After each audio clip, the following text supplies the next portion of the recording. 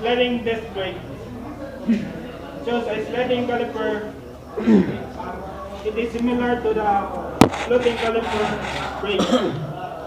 Both caliper move slightly when the brakes are applied. However, the sliding caliper slides on machine surface on the steering knuckle adapter or anchor plate.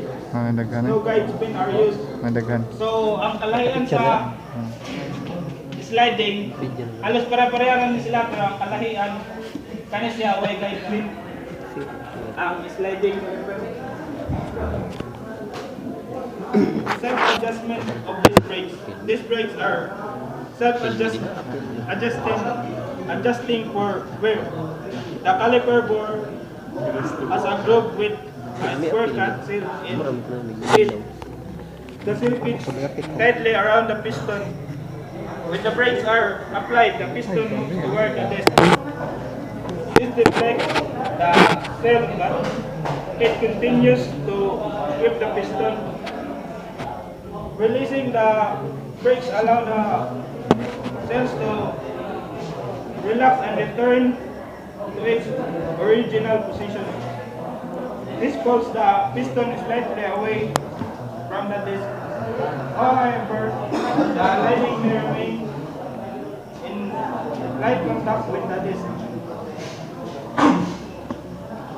As the lining wears, the piston travel with the brakes are applied becomes greater than the amount. The piston then slides upward through the cell and takes a new position. This adjustments move the part closer to the disc to protect the core lining wear. The shape of the cell group and the caliper determines how far the cell travels with the piston. This cell's deflection determines how far the piston entraps into the caliper hole. The forward edge of vessel groups cut at an angle. This permits the cell to travel further with the